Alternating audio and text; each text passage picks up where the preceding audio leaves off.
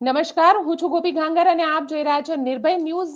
Donald ટ્રમ્પની સત્તા ઉપર આવ્યા બાદ હવે ભારતીય જે ઇલીગલી ત્યાં આગળ રહી રહ્યા છે તે લોકો ઉપર ડિપોર્ટેશનનો ખતરો મંડરાઈ રહ્યો છે અને તેના માટેના સેન્ટર્સ પણ હવે બનાવવાના શરૂ કરી દેવામાં આવ્યા છે. આપણી સાથે યોગી પટેલ જોડાયા છે.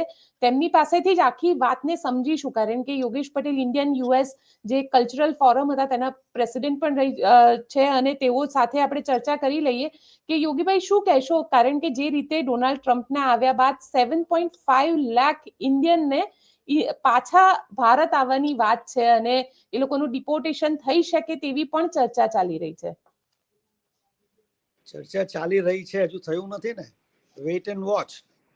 એટલું ઈઝી નથી કે રાતોરાત ડિપોર્ટ કરી શકે. હા, કોઈ ગુનામાં હશે, કોઈ જે બી લોકો કે પેલું અસાઇલમ ફાઇલ કર્યું હશે, they are coming back for sure 100%. કેમ કે તમને ખબર છે અસાઇલમ ક્યારે ફાઇલ કરે કે આપણા દેશમાંથી કંઈક પ્રોબ્લેમ હોય એમને કરીને ભાગ્યા હોય ત્યારે અસાઇલમ ફાઇલ થી કરે. એ લોકો માટે ચોક્કસ છે. બાકી જે બીજા લોકો જે રહી છે, જે ટેક્સીસ પે કરે છે યરલી, એવરી યરલી, ભલે ઇલીગલ હોય પણ ઓલ તો ટેક્સ ફાઇલ કરે છે, એ લોકોનો કોઈ પ્રોબ્લેમ આવવાનો નથી. નો, એટલે બધી ખોટી વાતો છે કે બધાના ડિપોર્ટ ને બધું નો નહીં થશે. પણ ડિપોર્ટેશન સેન્ટર પણ બનાવવાની વાતો થઈ રહી છે. અહીંયા આગળ લોકોમાં એક ડર છે, ડરનો માહોલ છે કે જે લોકો ઇલીગલી ગયેલા છે, જે લોકો ક્રોસ બોર્ડર કરીને ગયેલા છે, અને ઘણા બધા લોકો તો એવા છે કે 1 CR જેટલા રૂપિયા સ્પેન્ડ કરે છે કે તે અમેરિકા પહોંચી જાય, ભલે ઇલીગલી પહોંચે. હા, ભલે ઇલીગલ પહોંચે, બધા 1 કરોડ સ્પેન્ડ કરીને બી ગયા છે, પણ આપણા ઇન્ડિયાના એકલા નથી illegal. There are different peoples, different કન્ટ્રીઝના આપણા કરતા ડબલ છે. સાઉથ અમેરિકા કહો કે મિડલ ઇસ્ટના કહો, એ બધાનું ટાર્ગેટ એના પર જ છે. આપણે પર્ટિક્યુલર નોટ ઓનલી ઇન્ડિયન, પણ એઝ આઈ તમને મેં મેન્શન કર્યું કે જેણે બધા ગુના કર્યા હશે, એ લોકોને અસાઇલમનું હશે, કે અહીંયા અમેરિકામાં બી એવું નથી કે બધા અહીંયાથી ઇલીગલ જાય એટલે ત્યાં લીગલ જ રહી છે. ઇલીગલ કામ એ લોકોનો તો 100% ચાન્સીસ બેક છે જ. પોલીસ રેકોર્ડમાં જે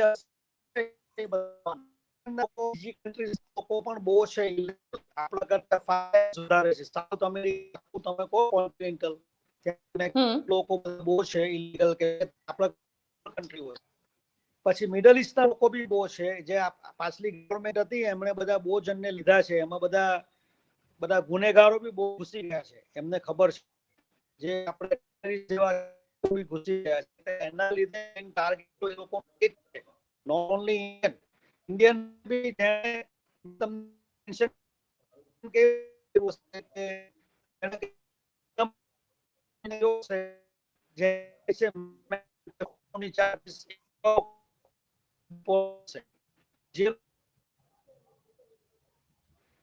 હાલ કરે છે ને જેને ટેક્સ ફાઇલ કરેલું છે લોકોને કઈ પ્રોબ્લેમ નહીં આવે, બિલકુલ નહીં. પણ જે લોકો ત્યાં આગળ પહોંચેલા છે, જે લોકો અત્યારે અસાઇલમની અંદર હોય કે જે લોકો ઇલીગલી ત્યાં આગળ ગયા છે ને ઇલીગલી નંબર્સ પણ બહુ હાઈ નંબર્સ છે, આ લોકોને તમે શું કહેશો? કારણ કે એ લોકો માટે તો આટલા વર્ષથી તમે ત્યાં આગળ રહેલા છો, તમને ખબર છે આખો માહોલ ત્યાં આગળ કઈ રીતનો છે અત્યારે, અને એક ડરનો માહોલ પણ છે ત્યાં. હા, ડરનો માહોલ છે. હવે ગયા વર્ષની જ વાત કરું, મેં ગયા વર્ષે 2 લાખ લોકો ખાલી હરિયાણાથી ઇલીગલ આવેલા છે. હરિયાણાથી 2 લાખ, ને બધા ડ્રાઈવર જ છે, ટ્રક ડ્રાઈવર જ છે. હવે જો એ બધા ડ્રાઈવર હોય એનો મતલબ કે અમેરિકામાં ડ્રાઈવરની શોર્ટેજ છે. ટ્રકના ડ્રાઈવર, તમે transportation is very lake in America. બધી સ્ટેટમાં ટ્રેનો નથી, ટ્રકથી જ ચલવે ને. એ બધા આપણા લોકો ડ્રાઈવરો બહુ છે ત્યાં આગળ. એટલે એ ગવર્મેન્ટને ખબર છે, એટલે બધા મહેનતી પ્રજા છે. એટલે it is not easy Gopiben કે જે કહે છે. અને આમ ટ્રમ્પ સાહેબે એવું સ્ટેટમેન્ટ નથી આપ્યું કે હું રાતોરાત બધાને કાઢી મૂકીશ. એમણે એવું કહ્યું છે કે હું ઇલીગલોને રિટર્ન કરીશ, પણ ક્યારે ટાઈમિંગ કઈ કીધું નથી હજુ. એટલે તમે વેઇટ એન્ડ વોચ કરો. ભલે આ બધું આવે છે કે પેલું એ લોકોએ કેમ્પ ઉભા કર્યા ને આ કર્યા, નો ઇટ ડઝન્ટ મીન કે બધાને કાઢી મૂકે, ના, એવું નથી. પણ અહીંયા આગળ એક એવી ચર્ચા છે કે જે લોકો ઇલીગલી રહી રહ્યા છે અને ત્યાં આગળ કામ પણ કરી રહ્યા છે, જેને ત્યાં કામ કરી રહ્યા છે એ હવે એમનું શોષણ પણ કરી રહ્યા છે. એ બધી ખોટી વાત છે, બધી નથી, એવું કઈ જ નથી. તમે અહીંયા અમેરિકા હો તો તમને રાઈટ વસ્તુ ખબર પડે. આ બધી ખોટી બધી વાતો ફેલાવેલી છે. હવે આઈ ડોન્ટ નો કોને, પણ ઇટ્સ રોંગ છે. કેમ કે બસો ગવર્મેન્ટમાં ભલે ટ્રમ્પ સાહેબે કીધું છે, પણ હજુ કઈ વસ્તુ અમલમાં આવ્યું નથી. બોલવા ખાતર એમણે કીધું છે, રાઈટ કીધું છે, પણ હજુ કોઈ બી વસ્તુ, અને ઇટ ટેક્સ ટાઈમ્સ. કોઈ બી નવું ગવર્મેન્ટ આવે administration, it takes at least 3 months to settle them down. અને એ લોકોને 3 મહિનાથી 4 મહિના તો ખબર પડે કે આ શું ચાલી રહ્યું છે, ને પછી they take action. એટલે એ બધી ખોટી વાત છે, ને આપણા લોકો બી બધા ખોટા ગભરાય છે. ગભરાવાની કઈ જરૂર નથી. અને એવું કઈ છે નહીં કે ભાઈ ઓવરનાઇટ કોઈને કાઢી મૂકે. હા, હવે તમે ઇન્ડિયામાં બી ગુનો કરો તો આપણે બી અહીંયાથી કાઢી જ મૂકીએ છીએ ને, થોડા રાખીએ છીએ. બસ એ જ વસ્તુ છે. કેમ કે ત્યાં આગળ છેલ્લા 5 વર્ષમાં એટલી બધી ચોરીઓ અને એટલા બધાના ત્યાં લોકોને હેરાન થયા છે.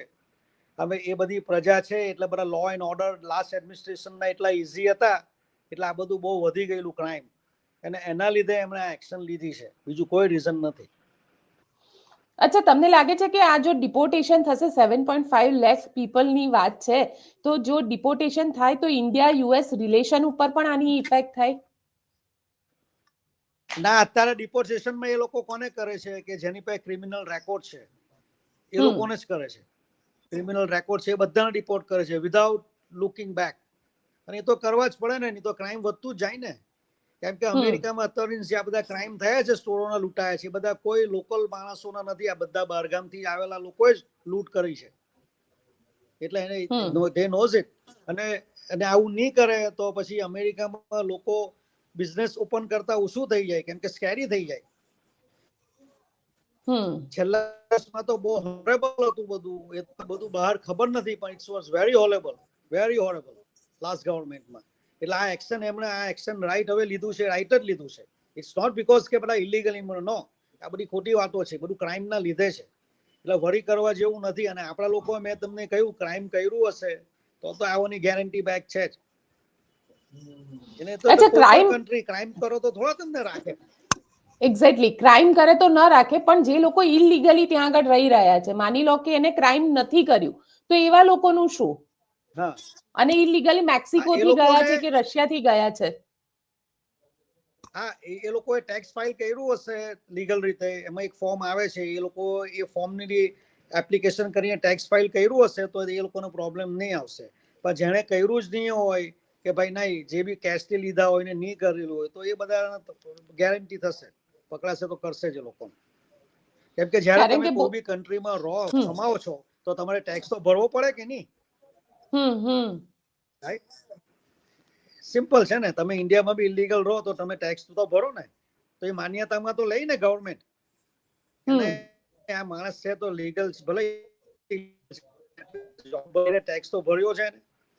એટલે એ બધું સેપરેટ કરશે. એટલે આ it's too early Gopiben to say કે બધાને ઇલીગલ. ના, એ બધી ખોટી વાતો છે. ભલે બધા, મેં તો આગળ બી સ્ટેટમેન્ટમાં કહ્યું કે બીવાની જરૂર નથી.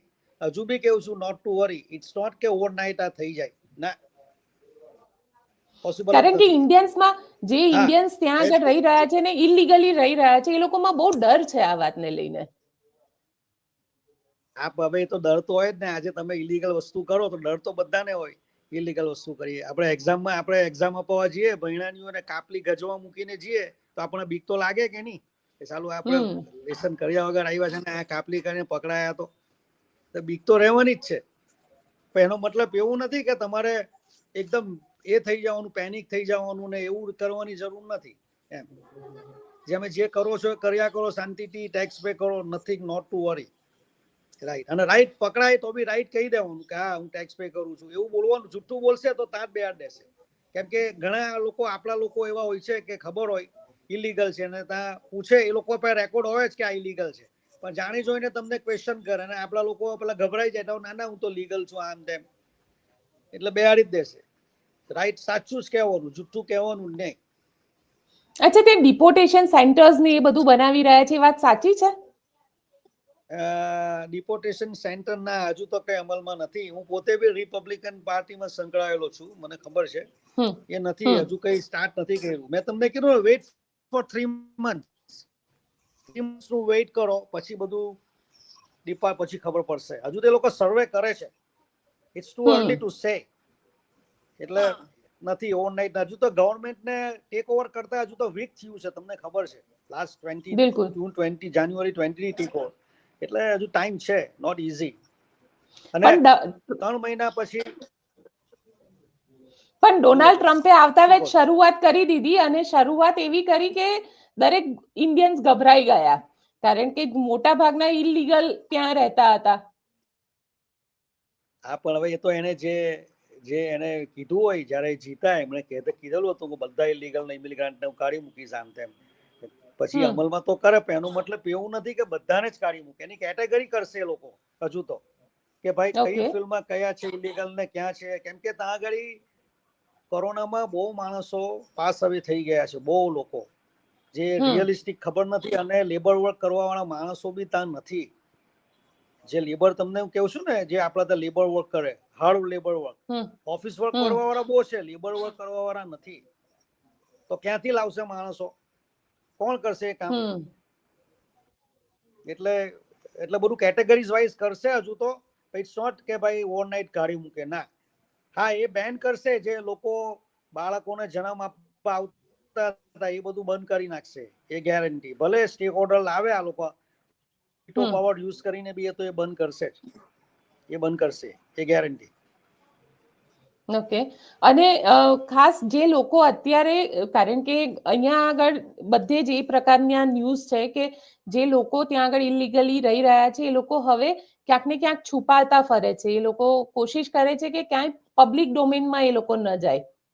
એવા લોકોને આપ શું કહેશો? હવે છુપાતા ફરવાની બી કઈ જરૂર નથી.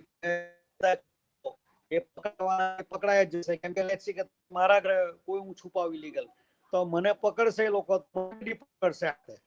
એ તો પોસિબિલિટી છે જ કે તમે કેમ છુપાયો, હું બી ગુનામાં આવ્યો. એટલે એ તો થવાનું જ છે. પણ જનરલી જે લોકો ઇલીગલ છે એ પોતાનું રહેઠાણ ત્યાં કરતા જ હોય છે. કોઈને કોઈ હિસાબે રહેઠાણ, એપાર્ટમેન્ટ ને બધું મળી જ જતું હોય છે. એટલે છુપાવવાનું તો કઈ છે જ નહીં. ઇન્ડિવિજ્યુઅલ પોતાને જાતે જ લોકો રહેતા હોય છે. કેમ કે આજે અમેરિકામાં બી ઇલીગલ જે આવતા હોય છે એને આપે, જોબ આપે, પણ રહેઠાણ તો કોઈ આપતું નથી. લોકો કોઈ નહીં આપે, કેમ કે ખબર છે લોકોને લો એન્ડ ઓર્ડર. એટલે એમાં કઈ પ્રોબ્લેમ પડશે કોઈના ઘરે?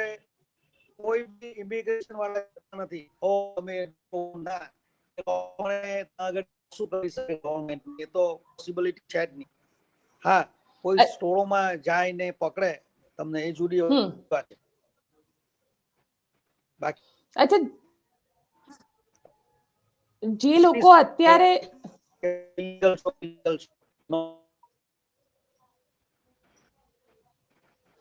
યોગેશભાઈ, જે લોકો, જે ઇન્ડિયન્સ અત્યારે હવે ત્યાં આગળ યુએસમાં શિફ્ટ થવાનું પ્લાનિંગ કરી રહ્યા છે, એવા લોકોને તમે શું કહેશો? કારણ કે ઘણા બધા લોકો એવા છે જેમણે પોતે ફાઇલ કરેલું છે અને પોતે હવે પ્રોસેસમાં છે. એવા લોકોને શું કહેશો તમે? હા, તો એ લોકોને બી ડરવાની જરૂર નથી. એ લોકોને હરેક ફાઇલ કરી હશે, એની રિસિપ્ટ નંબર હશે એ લોકોનું. એ લોકોનું સ્ટેટસ બોલે છે, એટલે એ સ્ટેટસ એ લોકોનું છે. એટલે એ લોકોને ડરવાની જરૂર નથી. એ આલ્ફાબેટ એ થી એ લોકોનું હોય, પછી નંબર હોય. એટલે એ લોકોનું સ્ટેટસ એ લોકોએ કરેલું છે, એના માટે કાઢી નહીં શકે. નો, ઇટ્સ લીગલી એ કોન્સ્ટિટ્યુશનની અગેન્સ્ટ નહીં જવાય. એ ફાઇલ થઈ ગઈ, એનો મતલબ કે લોકોએ જાણ કરી છે અને લોકોએ ફાઇલ કરેલું છે. લોકો ટેક્સ ફાઇલ કરે છે, બધું જ છે. એટલે આઈઆરએસ ને કનેક્ટેડ છે, એટલે એમાં કઈ પ્રોબ્લેમ આવવાનો નથી. ઓકે યોગેશભાઈ, અમારી સાથે જોડાવા માટે આપનો ખૂબ ખૂબ આભાર. Thank you Gopiben. તો આપ શું વિચારો છો? જે રીતે યોગેશભાઈએ કીધું કે ડરવાની જરૂર નથી. જો ઇલીગલ હશે અને કંઈક ખોટું કરેલું હશે તો ચોક્કસ ડિપોર્ટ થઈ જશે. પરંતુ જો તમે કોઈ ઇલીગલ કામ નથી કર્યું અને તમે ત્યાં આગળના ટેક્સ પેયર છો, એટલે કે તમે ત્યાં આગળ સરકારના જે બી નોર્મ્સ છે એ પ્રમાણે પૈસા પે કરી રહ્યા છો, તો ચાન્સીસ ખૂબ ઓછા છે ઇન્ડિયામાં ડિપોર્ટેશનના. આપ શું વિચારો છો? મને કોમેન્ટ બોક્સમાં ચોક્કસથી લખીને જણાવજો, અને અમારી ચેનલ નિર્ભય ન્યૂઝને લાઇક, શેર અને સબસ્ક્રાઇબ કરવાનું ભૂલશો નહીં. આભાર.